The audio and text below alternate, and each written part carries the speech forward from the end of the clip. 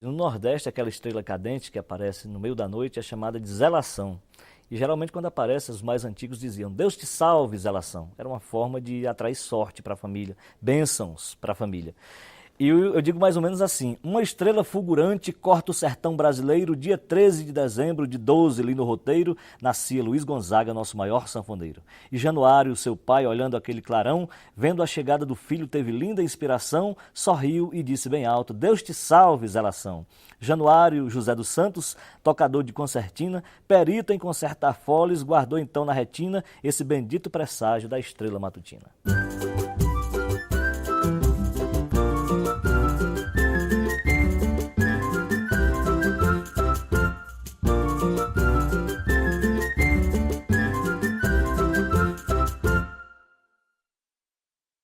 Exu, um pedaço do Nordeste, sertão, Brasil esquecido, terra sem lei, a vida valendo nada, disputa de terra, de boi, de gente, tudo se misturava.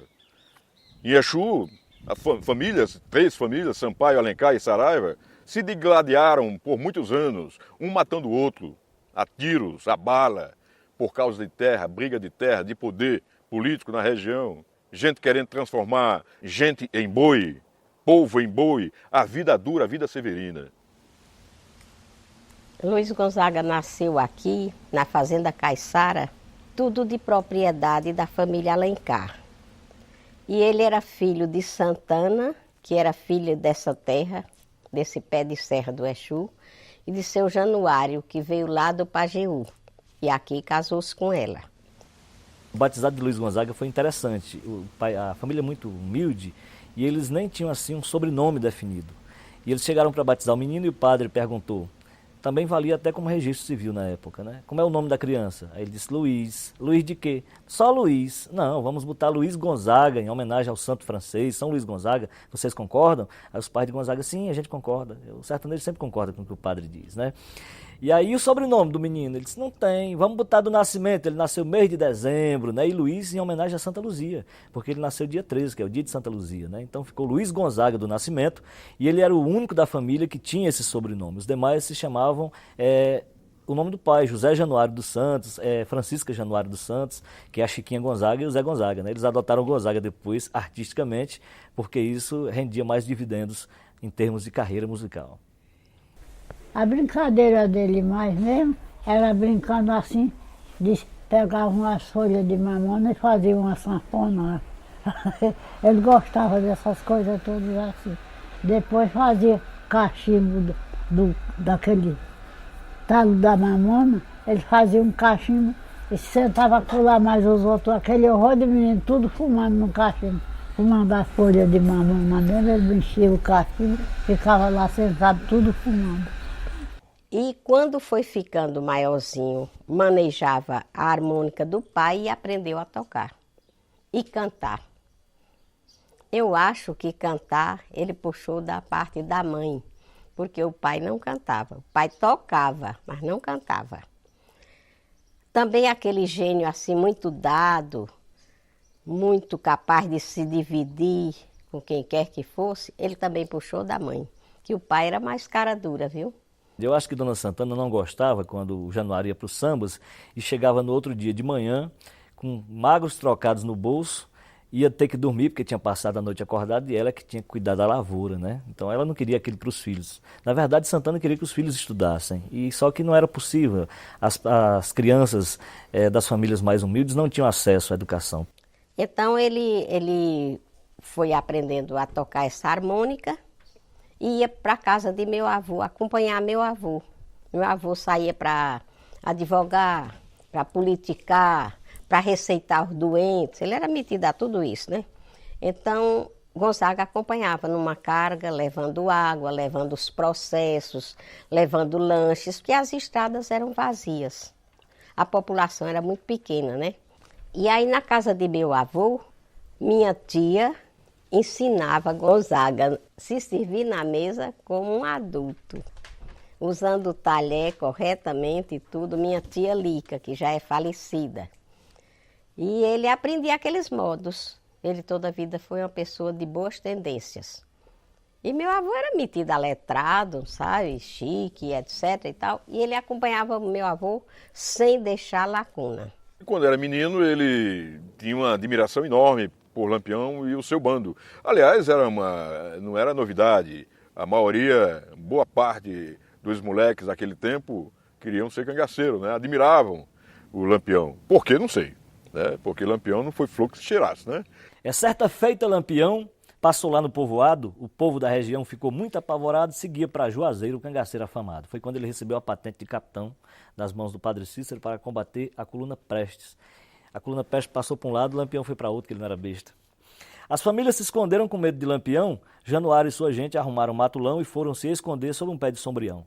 Passados então 2 dias, o Gonzaga disse assim: eu vou lá no povoado ver se a coisa está ruim, eu vou e volto escondido, podem confiar em mim. Nisso o velho Januário, que admirava a coragem, lhe disse: vá com cuidado, pela margem da rodagem, observe o movimento e faça breve viagem. Luiz foi, observou, o Lampião tinha saído, ele que era travesso, um molequinho enxerido, voltou em grande carreira, fazendo enorme alarido. Corre, gente, corre tudo que Lampião vem chegando. Com mais de 50 cabras já vem se aproximando, foi enorme a correria e a meninada chorando. A rir dessa confusão, Gonzaga então começou, mas o velho Januário daquilo desconfiou e devido à brincadeira uma surra ele levou.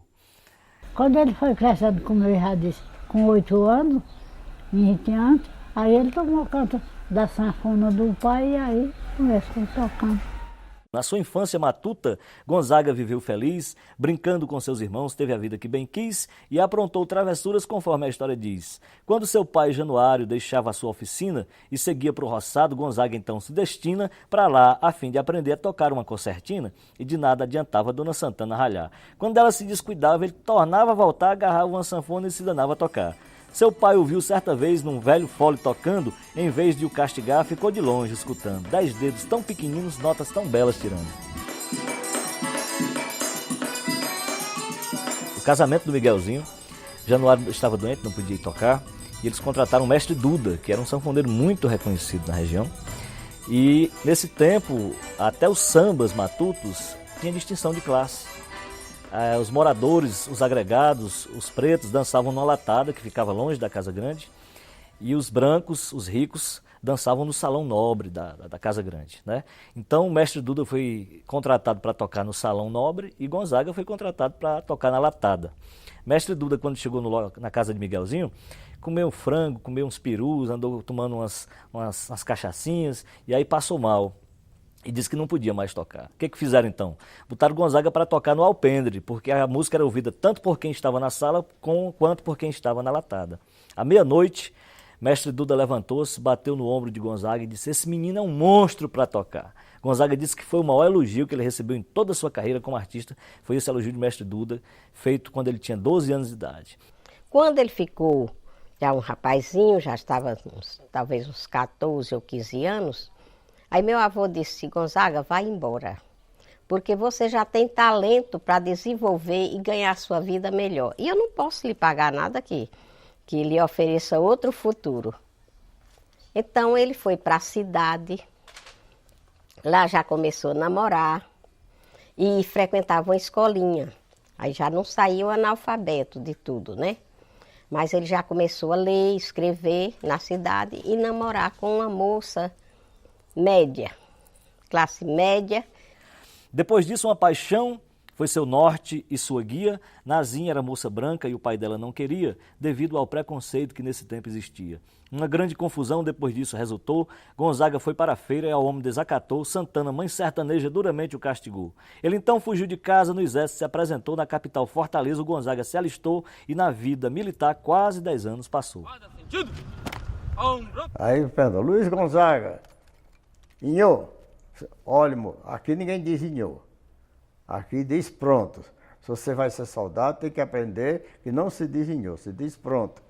Luiz Gonzaga, pronto. O senhor disse que é para dizer pronto. Eu não disse, você vai dizer pronto. Ele, pronto, seu sargento. Aí, seu nome, Luiz Gonzaga do Nascimento. Natural de onde? Exu, Pernambuco. Idade? 17 ou fazer 18. Então não pode entrar no exército. Vem cá.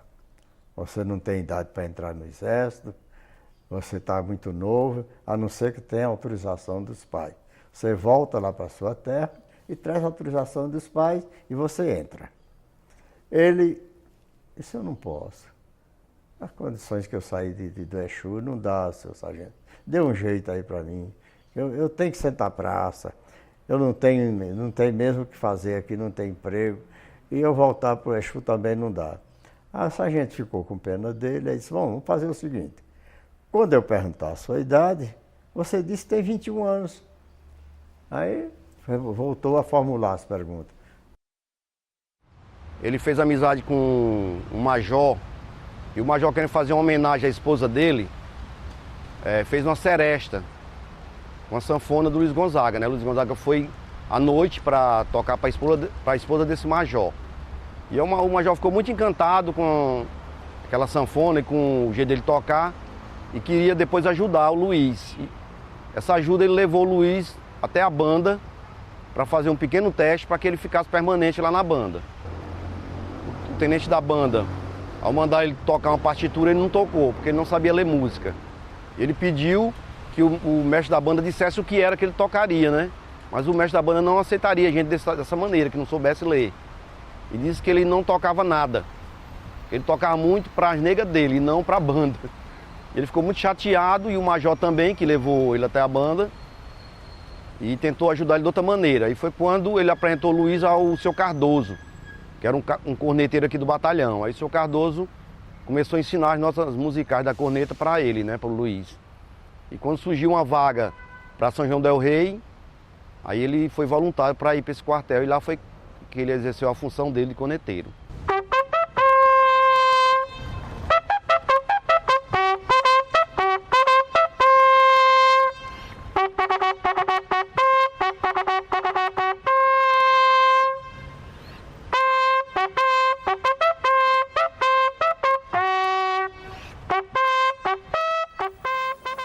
Eu participei de 5 revoluções. Revolução de 30, em várias fases, e a de 32, e depois de 33 eu fiz a chamada Guerra do Chaco, e já aí um bocado de participações. Veio a de 34, a integralista e a intentona comunista. Então foi revoluções como o diabo, viu? E você deu muito tiro? Não, eu nunca dei um tiro. Nenhum? Não, naquele tempo e até hoje, o Brasil é um lugar bonzinho danado para a revolução. A minha avó costumava dizer que não há mal que não traga um bem. Não há mal que sempre dure e não há mal que não traga um bem. Se o Gonzaga não tivesse levado essa bendita surra de Dona Santana, ele jamais teria fugido de casa, ele jamais teria se alistado no exército, ele talvez nem tivesse ido para o sudeste do país, né? Mas também você passou por Juiz de Fora, se eu não me engano. Aí você vê, a Juiz de Fora foi aquela beleza já, em 32 eu servi lá e conheci um tocador lá, um soldado, e andei vendo pela primeira vez um acordeon já em 34, foi em 34 em Juiz de Fora, quando eu vi pela primeira vez um acordeon. Aí passei, aí me apaixonei. Gonzaga de Exu, Pernambuco, Humberto é de Iguatu, ali no Ceará, distância de 200 quilômetros. Aí você começa a ver os poetas, logo o grande poeta veio depois é Dantas, é de Carnaíba. Aí você olha ali no mapa, dá 300, 400 quilômetros de distância, e vieram se encontrar no Rio de Janeiro. Tocava na rua, tocava no mangue, nas barcas, no Corcovado. E todo dia arrecadava aquele dinheiro, né? E nessa época, em 1939 para 1940, começaram os navios a vir ao Brasil atrás de comprar muita coisa, porque explodiu a guerra, né? E os países todos comprando muita coisa no Brasil, e dava muito marinheiro no mangue. Um belo dia, ele estava tocando num café lá na Cinelândia, lá aliás, na Lapa. Aí quando ele viu um grupo de cearenses assim, e aí os cearenses disseram, ô, conterrâneo, tu não toca as músicas lá do Nordeste, não? Ele só toca essas músicas de gringo aí, toca música de gringo, é tango, é valsa. Por que é que tu não toca aquelas músicas do Nordeste? Isso é mesmo, rapaz. Eu até que tocava na música do Nordeste, mas vamos fazer o seguinte, toca aí. Não, eu vou fazer o seguinte, no próximo domingo eu estarei aqui com vocês e vou ensaiar uma música daquela do Nordeste. Dito e feito. Na outra semana ele estava lá, aí vamos bora, toca aí a música. Ele pegou e tocou Vira e Mexe, né? E Pé de Serra. Quando ele terminou de tocar o Vira e Mexe, os cearenses começaram a maior gritaria do mundo. Pai d'égua, pai d'égua. Foi a maior gritaria do mundo, os cearenses, com o toque dele, né? Nessa época, ele frequentava os programas, tentava o programa de calouros. Havia 2 programas que eram famosos, um de Silvino Neto e outro de Ari Barroso, que dava nota, né? Nota 1, 2, 3, 4, 5. Quando a pessoa tirava nota 5, ganhava o prêmio, né? Ou então, e havia gongo. Quando tocava, cantava mal, levava gongo. E o Ari Barroso era muito irônico, sabe? Luiz Gonzaga já tinha ido lá algumas vezes, aí tocava tango, tocava valsa. Aí quando ele chamou, aí ele disse, eu vou tocar veio tocar o Vira e Mexe lá no Ari Barroso. Aí chamou lá, se inscreveu, aí na hora o Ari Barroso chamou, Luiz Gonzaga! Aí, pronto. Qual é o tango que vai tocar hoje? Não vou tocar tango não, seu Ari. Qual é a valsa? Também não vou tocar valsa. Então o que é que tu vai tocar? Essa é uma música lá do Nordeste, do Norte. Isso. Que música é essa? Como é o nome da música? Vira e Mexe. Aí o Ari era muito irônico, muito gostador, aí disse, veja, esse é o nome de música. Então Vira e Mexe esse danado dessa música. Aí Luiz Gonzaga começou a tocar. Aí o auditório ficou em silêncio, começou a fazer aquele silêncio. Notou todo mundo em silêncio. Olhou lá para o fundo, estava um artista no piano, fazendo assim para o Ari Barroso. Era um mirante, né? Era um mirante. Aí quando terminou de tocar, aí o auditório veio abaixo. Bis. Aí o Ari, não, nosso programa aqui não admite bis.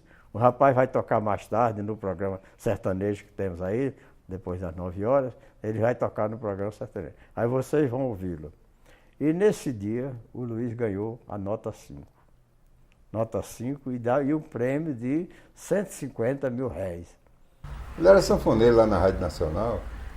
E o pai do Edu Lobo, que era o Fernando Lobo, era o diretor. Botou uma cartinha lá, Luiz Gonzaga era somente acompanhador, que é aquela pessoa que acompanha os cantores, da regional. Mas ele queria era cantar, abriu a voz, mas o Fernando... Tanto que depois que ele voltou de fora, ele se retratou, disse, eu só tinha 34 anos. E não entendi, ele encontrou, quando ele voltou, Gonzaga já muito famoso.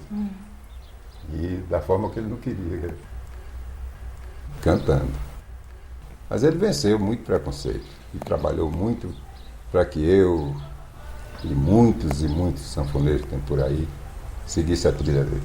Os diretores da gravadora dele, a Vito, depois RCA Vito, depois BMG, Ariola, não sei o quê, eles não queriam que Gonzaga cantasse, diziam que Gonzaga desentoava, tinha uma voz feia e tal e coisa, entendeu? Até que ele ameaçou sair da gravadora e ir para a Odeon, e a Odeon cascata, né? Ele foi uma mentira também bem engendrada e os caras da Vito caíram que nem peixinhos, patinhos, né? Resultado, Gonzaga teve então a oportunidade de mostrar para o Brasil e para o mundo o seu vozeirão lindo, maravilhoso, tá certo? Com a mazurca Dança Mariquinha. A música é Dança Mariquinha, do Miguel Lima. Pouquíssimas composições os dois fizeram. 5, meia dúzia de músicas apenas, né? Mas a grandeza do Gonzaga dobrou a partir do momento que ele entrou no estúdio e cantou ao microfone. 16 anos depois, para aqui para o Nordeste, ele já com sucesso, já bonitão, gordo, se vestindo bem, uma sanfonona grande nos peitos, 120 baixo, que quando ele saiu daqui, ele só tocava em 8. E ele começou a se enxerir, pegou a sanfona e começou a tocar. E quando começou a tocar, aí os conterrâneos dele começou a notar que ele estava se enxerindo muito, querendo aparecer, querendo ser mais do que o pai dele. Aí já gritou um de lá, Luiz, Respeite Januário, rapaz. Você não bota cangaia nele, não.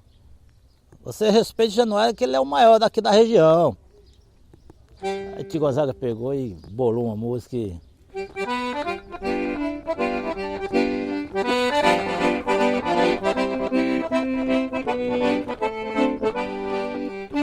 Quando eu voltei lá por sertão, aqui em Mangá de Januário, com meu fone fatiado, só de baixo 120, botão preto bem juntinho, como negro mareado.